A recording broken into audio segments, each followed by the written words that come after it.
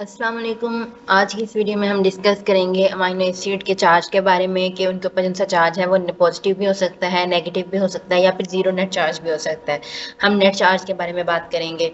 तो सबसे पहले है कि charge and अनचार्ज form of the ionisable carboxyl and amino weak acid groups exist in the solution in protonic equilibrium. अब पहले हमें बताना चाहिए कि हमारे पास जैसे वीक एसिड क्या होते हैं। तो वीक एसिड वो होते हैं जो कि एक्वस सॉल्यूशन में, एक्वस सॉल्यूशन मतलब कि वाटर वाले सॉल्यूशन में बहुत कम जो उनसे हैं एच ग्रुप दे सकते हैं, हाइड्रोजन ग्रुप को डोनेट कर सकते हैं।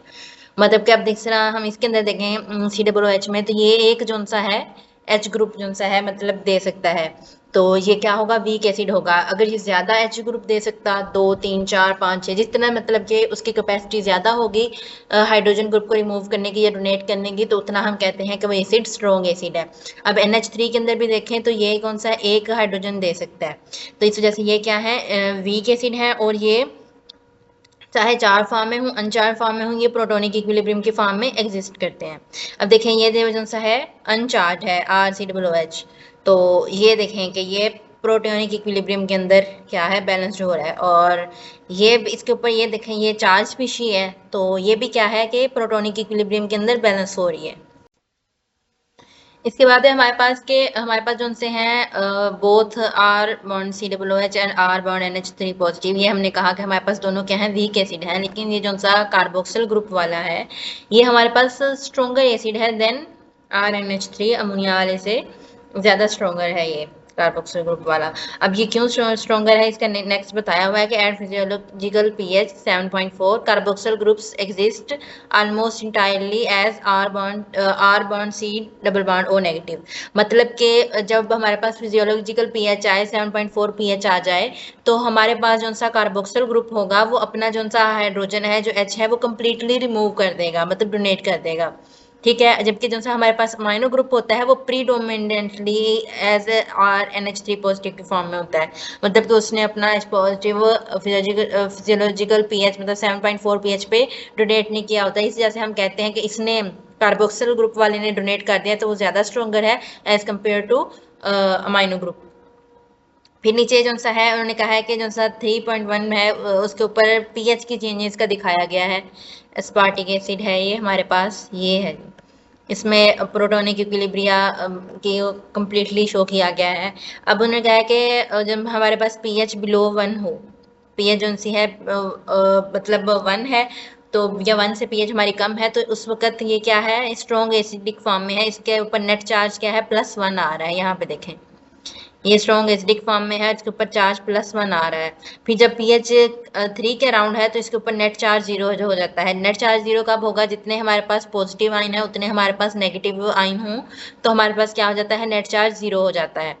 और नेक्स्ट पीरियड यहाँ पे जो सा है pH जो सी है 6 to 8, तो 6 to 8 के दरमियान अब इसके ऊपर क्या है, नेगेटिव चार्ज आ गया है -1। अब देखें अमोनिया NH3 एक है हमारे पास, जबकि नेगेटिव वाले क्या है, 2 हो गए, तो हमारे पास चार्ज जो सा है -1 आ जाएगा।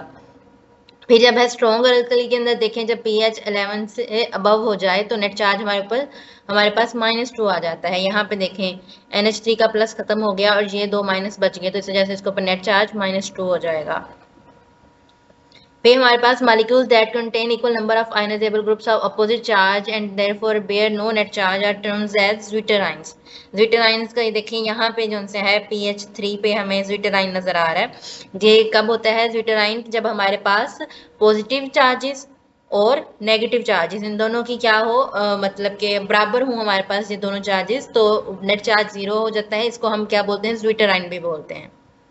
amino acids in blood and most tissues that should be represented as A and B below। मतलब ये भी यहाँ पे दिखाया गया है zwitterine की एग्जांपल। इसमें बताया गया है कि ये जो हमारे पास बी स्ट्रक्चर है ये जो सा है एक्वस सॉल्यूशन के अंदर एग्जिस्ट नहीं कर सकता। अब क्यों नहीं कर सकता, कि कोई भी pH हो, लो pH हमारे पास हो, तो हमने मतलब लो pH पे क्या होता है, प्रोटोनेट करना होता है कार्बोक्सिल ग्रुप को, तो अमाइनो ग्रुप भी जो सा है प्रोटोनेटेड हो जाएगा हमारे पास। सिमिलरली जब हमारे पास pH जो से हाई हो जाएगी, तो हमने मतलब प्रोटोनेटेड में क्या होता है कि हमने जो सा है H जो सा हाइड्रोजन आइन है वो ऐड करना होता है। तो और डीप्रोटोनेटेड में क्या होता है कि हमने H जो सा हाइड्रोजन आइन है या H है उसको रिमूव करना होता है। तो इसमें ये है कि हम इसको एक्वेशन के अंदर नहीं यूज कर सकते, क्योंकि जब हम एक को प्रोटोनेट करेंगे तो साथ में दूसरा भी प्रोटोनेटेड हो जाएगा, अगर एक को डीप्रोटोनेट करेंगे तो साथ में दूसरा भी डीप्रोटोनेटेड हो जाएगा। मेन जो सा है इसके अंदर आपने ये याद रखना है कि पीएच चेंज होने से क्या है कि इनके ऊपर चार्जेस का, अमाइनो एसिड के अंदर चार्जेस का इफेक्ट पड़ता है। ये जो से है एक अमाइनो एसिड डिफरेंट पीएच पे डिफरेंट चार्जेस का हो सकता है। अब जिस तरह एस्पार्टिक एसिड को अगर हम पीएच 1 पे देखें तो क्या है, +1 चार्ज है, इसके ऊपर पॉजिटिव चार्ज है, और फिर पीएच 3 पे ये बिल्कुल न्यूट्रल हो गया है, और पीएच 6 to 8 के ऊपर इसके ऊपर नेगेटिव चार्ज है। तो ये बात हो सकती है, हमें किसी अमाइनो एसिड को स्पेसिफाई नहीं कर सकते कि ये इसके ऊपर से या पॉजिटिव चार्ज ही होगा या नेगेटिव चार्ज ही होगा, ये पीएच के ऊपर डिपेंड करता है। फिर नेक्स्ट है हमारे पास pKa values express the strength of weak acid, मतलब कि जो पीकेए वैल्यूज हैं हमारे पास वो वीक एसिड की स्ट्रेंथ को शो करती हैं। तो यही बात देखिए, the acid strength of weak acid are expressed as their pKa value. अब पीकेए वैल्यू जो हमारे पास गिवन होगी किसी भी टेबल में, तो वो क्या एक्सप्रेस कर रही होगी, स्ट्रेंथ को एक्सप्रेस कर रही होगी, वीक एसिड की स्ट्रेंथ को। फिर नीचे ये एग्जाम्पल दी गई है। फिर है हमारे पास the net charge on amino acid, the algebraic sum of all the positively and negatively charge groups present. अब फिर वही दोबारा बात रिपीट हो गई कि हमारे पास जो नेट चार्ज होता है किसी भी अमाइनो एसिड पे, वो सम होता है positive and negative charges, charge groups का जो वहाँ पे प्रेजेंट होते हैं। और अब ये जिनसे पॉजिटिव और नेगेटिवली चार्ज ग्रुप्स होते हैं, ये इफेक्ट होते हैं हमारी पीकेए वैल्यू से, और इसके अलावा जो हमारी पीएच है, मतलब सराउंडिंग मीडियम है, हमारी पीएच चेंज करने से ये जो से पॉजिटिव और नेगेटिव चार्ज ग्रुप्स हैं ये चेंज हो जाते हैं, और पीकेए वैल्यू भी मैटर करती है कि पीके वैल्यू ज़्यादा है या कम है, तो इससे भी इफेक्ट पड़ता है, ये चीज़ें भी डिपेंड करती हैं। और फिर अब क्या होता है कि altering the charge on amino acid and their derivatives by varying the pH facilitate the physical separation of amino acid, peptides and protein. अब ये कि हम जब पीएच चेंज करते हैं, पीएच चेंज करने से अमाइनो एसिड के ऊपर चार्ज जो सा है वो चेंज हो जाता है। तो अब ये किस तरह हमारी हेल्प करता है, separation of amino acid, peptide और प्रोटीन। अगर हमने हमारे अमाइनो एसिड, पेप्टाइड या प्रोटीन को सेपरेट करना हो तो हम क्या है, अमाइनो एसिड का चार्ज चेंज कर सकते हैं, जिसकी बेस पर हम उन्हें सेपरेट कर सकते हैं।